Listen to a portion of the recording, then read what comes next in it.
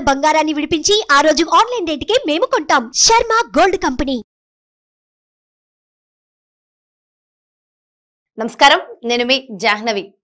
సూక్ష్మంలో మోక్షం 2.0 ప్రత్యేక కార్యక్రమానికి స్వాగతం, సుస్వాగతం. మరి ఈ సూక్ష్మంలో మోక్షం ప్రత్యేక కార్యక్రమం ద్వారా మనకున్నటువంటి ప్రతి సమస్యకి, మనకున్నటువంటి సందేహాలకి ఎంతో చక్కటి సమాధానాలు అందిస్తూ ఉన్నారు కదా గురువు గారు. మరి ఈ రోజు కూడా ఒక చక్కటి విశేషమైన పర్వదినానికి సంబంధించి ఒక మంచి ప్రశ్నని గురుగారు మాటలు అడిగి తెలుసుకుందాం. నమస్కారం గురుగారు.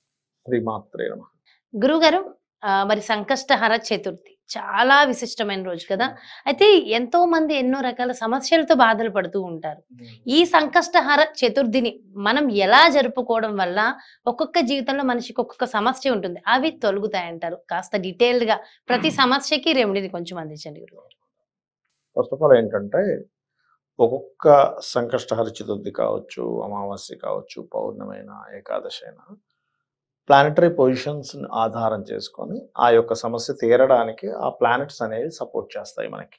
ఈ సంకటహర చతుర్థి దేనికి సపోర్ట్ చేస్తుంది అంటే, ఎవరైతే విదేశాలకు వెళ్ళాలని ప్రయత్నం చేస్తూ ఉంటారు, ఎన్నో ప్రయత్నాలు చేస్తుంటారు, ఈ దగ్గర దాకా వెళ్ళి వెనక్కి వచ్చానండి, ఎందుకు రిజెక్ట్ చేశారు కూడా తెలియట్లేదు, వెరీ వర్రీడ్ అంటూ ఉంటారు. అన్ని క్వాలిటీస్ ఉన్నాయి, అన్ని క్వాలిఫికేషన్స్ ఉన్నాయి, నాకు ఎందుకు వెళ్ళట్లేదని బాధపడుతూ ఉంటారు. దానికి కారణం ఏమిటంటే, ఫస్ట్ ఆఫ్ ఆల్ వాళ్ళ జన్మజాతకంలో విదేశాలకు వెళ్ళేటువంటి యోగం పూర్తిగా బలంగా ఉండదు. అలాంటప్పుడు వాళ్ళు బలాన్ని పెంచుకోవాలి. అయితే ఈ సంకటహర చతుర్థికి మీరు కనుక ప్లానటరీ పొజిషన్స్ కనుక చూసుకున్నట్లయితే, రవి ఓన్ హౌస్లో ఉంటున్నాడు, ఆత్మకారకుడు సింహరాశిలో ఉంటూ మనకి చతుర్థి జరిగినప్పుడు పర్టికులర్గా ఈ రవిచంద్రుల డిస్టెన్స్ని బట్టే మనం, అంటే వీటికి ఉన్నటువంటి ఎంత దూరంలో ఉన్నాయి, ఏ గ్రహం అంటే రవి ఎంత దూరంలో ఉండి చంద్రుడు ఎంత దూరంలో ఉంది బట్టే తిథులు మనకి లెక్క కడుతూ ఉంటాం. ఆ రకంగా రవి ఓన్ హౌస్ అంటే తన స్వక్షేత్రంలో సింహరాశిలో ఉన్నప్పుడు ఈ చంద్రుడు మేషంలో గురు చండాల యోగంలో ఉన్నాడు. గురు చండాల యోగం అంటే ఒకప్పుడు దేశదెమ్మరిగా తిరిగేవాడు మనిషి, ఇప్పుడు అలా కాదు. గురు చండాల యోగంలో ఉన్నాడు అంటే ఇతను విదేశాలకు వెళ్తాడని అర్థం. మనకి ఏదైతే సంకటములు హరింపజేసే ఆనందాన్ని ఇచ్చేటువంటి భగవత్ స్వరూపం గణపతి. అందుకే మనం ఏ పూజ అయినా చేసేటప్పుడు ముందుగా గణపతిని తలుచుకుంటాం. అది మనకి వేదంలో కానీ శాస్త్రాల్లో కానీ చెప్పినటువంటిదే అది, గణనాథుడు. కాబట్టి ఈరోజు ఎవరైతే గణపతికి ముఖ్యంగా తర్పణము, పాలతో తర్పణం చేసినట్లయితే సంకటహర చతుర్థి నాడు ఖచ్చితంగా వీళ్ళు విదేశాలకు వెళ్ళాలనుకునేటువంటి సంకల్పం ఏదైతే ఉందో అది నెరవేరుతుంది. అయితే ఈరోజు పాలతో తర్పణాన్ని చేసి ఆ పాలని చక్కగా మళ్ళా ఎవరైతే చేస్తారో ఇంట్లో వాళ్ళు ప్లస్ ఆ వ్యక్తి ప్రసాదంగా స్వీకరించవచ్చు. ఈ రోజు నుంచి కంటిన్యూస్గా మార్నింగ్ ఈవినింగ్ గణపతిని ఒకసారి తలుచుకుంటూ హనుమాన్ చాలీసా చేయాలి. ఎవరు పర్టికులర్గా ఈ విదేశాలకు వెళ్దామని ప్రయత్నం చేస్తూ కుదరకో, అది చదువు కోసం కావచ్చు, ఉద్యోగం కోసం కావచ్చు, ఇంకేదైనా బిజినెస్ కోసం కావచ్చు, లేకపోతే కొన్నిసార్లు ఎలా ఉంటుందంటే, మా వాళ్ళు అక్కడ ఉన్నారని కానీ నాకు వెళ్ళడం కుదరట్లేదు అంటూ ఉంటారు. ఒక్కోసారి ఎలా ఉంటుందంటే, భర్త అక్కడ ఉంటాడు, భార్యకి వెళ్ళడం కుదరదు, వీసా రాకపోవడం ఏదో జరుగుతూ ఉంటుంది, వాళ్ళిద్దరి మధ్య ఎడబాటు ఉంటూ ఉంటుంది. అలాంటప్పుడు ఏంటంటే, వాళ్ళిద్దరి మధ్య ఎడబాటు జరగడానికి ఇద్దరి జన్మ జాత చక్రాల్లోని భార్యాభర్తలు కలిసి ఉండే యోగాలు తక్కువగా ఉంటాయి కొంతమందికి. అందుకని చూడండి, నేను చాలా కేసెస్ చూశాను. వాళ్ళకి ఏంటంటే వివాహం అవుతుంది, ముందుగా వెళ్తాడు అబ్బాయి, నేను మళ్ళీ వీసా అది ఏర్పాటు చేస్తాను తీసుకెళ్తా అంటాడు, కానీ ఏదో కారణం చేత డిలే అవుతూ ఉంటుంది. అలాంటి వారు కూడా ఈ సంకటహర చతుర్థి కనుక చేసుకున్నట్లయితే ఖచ్చితంగా క్లియర్ అవుతాయి సమస్యలు. ఇది ఒకటే గుర్తుపెట్టుకోండి, ఎప్పుడైనా ఎటువంటి ఆటంకాలు జరుగుతున్నా సంకటహర చతుర్థి ఎప్పుడు వచ్చింది, నెలలో 2 సార్లు వస్తుంది. వచ్చిన ప్రతిసారి కనుక గణపతికి విన్నవించుకుని, స్వామి ఈ ఆటంకం తొలగించే బాధ్యత నీది, నా ప్రయత్నం నేను చేస్తున్నాను, నేను నమ్ముకున్నాను, నాకు ఈ సంకటం నుంచి బయటపడేసే అని చెప్పి ఎవరైతే కోరుకుంటారో 100కి 100%, అది ఏ సమస్య అయినా అయితే ఇక్కడ ఒక్కొక్కసారి ఏంటంటే ఒకటి గుర్తుపెట్టుకోండి, మనకు కొన్ని కర్మలు అడ్డుపడుతున్నప్పుడు సమస్యలు తీరవు.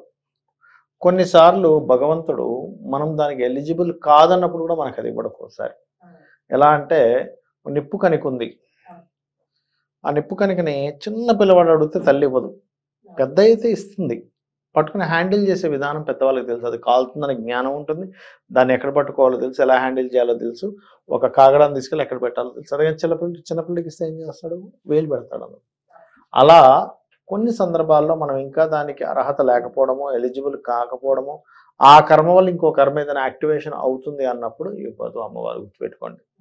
అది నేను ఎంత పూజిస్తున్నా నాకు రావట్లేదు అంటే మనం అర్థం చేసుకోవాల్సింది ఏంటంటే దానివల్ల నాకేదో ప్రమాదం ఉందేమో, అది అమ్మకి తెలుసు, మనకెలా తెలుసు అని అనుకొని, సరే అమ్మ నువ్వు నాకు అది ఇవ్వకూడదు అనుకున్నావు కదా, సరే నాకేది మంచిదో అది ఇవ్వని అడగాలి ఎప్పుడు కూడా.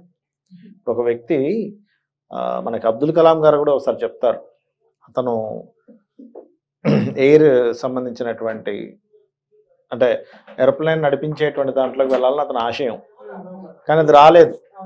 పైలట్ అవ్వాలనేది, పైలట్ అవ్వాలని అతని ఆశయం, అతని ఆశయం అది రాలేదు. అయ్యో రాలేదని బాధపడుతూ ఉన్నాడు. అది రాకపోవడం వల్ల ఇప్పుడు ప్రెసిడెంట్ అయ్యారు, అలాగే ఉండిపోయారు. మంచి ప్రెసిడెంట్ మనం కోల్పోయే వాళ్ళంగా. భగవంతుడికి తెలుసు ఏది ఇవ్వాలి ఏది ఇవ్వలేదు, ఇవ్వకూడదు. ఒకటి రాలేదు అంటే దాని వెనక ఇంకొకటి ఏదో ఉందనే అర్థం కదా. కాబట్టి ఏంటంటే ఎప్పుడు భగవంతుని నమ్ముకొని మనం అడుగుతున్నాము, ముఖ్యంగా గణపతిని అడుగుతున్నాము అన్నప్పుడు మరింత ఖచ్చితంగా గణపతనే కాదు ఏ దేవతా స్వరూపమైనా మనం పూజ చేసేటప్పుడు ఖచ్చితంగా అక్కడికి వస్తుంది. అయితే ఈ గణపతి విషయంలో ఏంటంటే పర్టికులర్గా పసుపుతో చేసిన గణపతిని ప్రార్థిస్తే ఈ ఈ సంకటహర చతుర్థికి పసుపు గంధము కలిపినటువంటి పదార్థాన్ని గణపతిగా తయారు చేసి పసుపు గంధము కుంకుమలతో అర్చించినట్లయితే మనకి గురుబలం పెరగడం, ఎవరికైనా సంతానం లేదు సంతానం కలుగుతుంది, విదేశాలకు వెళ్ళాలనుకునేటువంటి వారికి విదేశాలకు వెళ్ళడం జరుగుతుంది. ఆటంకాలు కొంతమందికి చూడండి గురుబలం లేదండి అందుకే ఆటంకాలు జరుగుతున్నాయి అంటూ ఉంటారు. ఆ ఆటంకాలన్నీ కూడా చాలా సునాయాసంగా అలా చేత్తో తీసి పక్కన పెట్టినట్టుగా అవుతుంది. అయితే ఇక్కడ ఏంటంటే ఒకటి గుర్తుపెట్టుకోండి, పూజలో ఎక్కడ మిస్టేక్ జరుగుతుంది అంటే మనకున్న సమస్యలకి ఇలా పూజ చేస్తే మన ఆలోచన ఎక్కడికో వెళ్ళిపోతుంది. నేను ఒకటే చెప్తాను, మీ ఆలోచన అక్కడ కూర్చున్నప్పుడు ఎక్కడికైనా వెళ్ళినా మీ సమస్యను తీరదు అక్కడ, పూజ చేసిన ఫలితం ఉండదు. ఎందుకంటే మీరు పూజ చేసినప్పుడు పూజ మీదే కనుక మీరు కాన్సన్ట్రేషన్ చేసి ఆ 20 నిమిషాలు అరగంట 10 నిమిషాల్లో పూజ అయిపోతుంది అనుకోండి, ఒక అరగంట అయిపోతుంది అనుకోండి, ఆ అరగంట ఏమీ నేను మైండ్లో పెట్టుకుని నేను పూజ మీద మాత్రమే కాన్సన్ట్రేషన్ చేస్తాను అనుకుంటూ దాని తర్వాత చేసే ప్రతి పని కూడా ఈశ్వరార్పణంగా ఎవరైతే చేస్తారో ఖచ్చితంగా ఆ పని సక్సెస్ అవుతుంది. అయితే అది ఏ సమస్య అయినా సరే మనం ఆ రోజు చేసుకునే పూజ వల్ల దానికి ఫలితం ఉంటుంది. పర్టికులర్గా సంకటహర చతుర్థి క్లియర్ చేస్తుంది సమస్యని. ఒకవేళ ఇంట్లో పూజ చేయలేరు, ఆలయ దర్శనం కూడా మంచిదేనంటారు.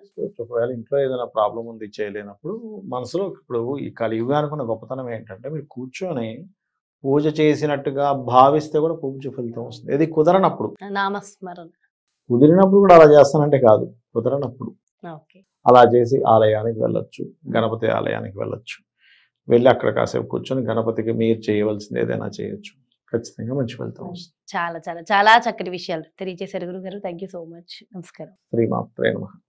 సో చూసారు కదండి, మరి సూక్ష్మంలో మోక్షం 2.0లో నిజంగా సరికొత్త విషయాలు అంటే చాలా మంచి మంచి విషయాలు మనందరికీ తెలుసుకోవాల్సినవి. ముఖ్యంగా పూజ చేయడం వల్ల ఎక్కడ ఒక చిన్న పాయింట్స్ ఉన్నాయి, ఆ పాయింట్ని మనం పట్టుకుంటే నిజంగా మనం అనుకున్న సమస్యల నుంచి దూరంగా వెళ్ళి చక్కటి ఆనందాలని మన జీవితంలోకి తెచ్చుకోవచ్చు.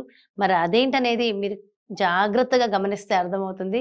మరి ఎవరెవరైతే విదేశాలకు వెళ్ళాలనుకున్నారో లేదంటే ఏ ఇతర సమస్యలతో అయినా ఎవరెవరైతే బాధపడుతున్నారో వాళ్ళందరికీ కూడా మరి సంకష్టహార చతుర్థి నాడు ఏ విధంగా గణపతిని పూజించాలనేది ఎంతో చక్కగా గురువు గారు చెప్పారు కదా.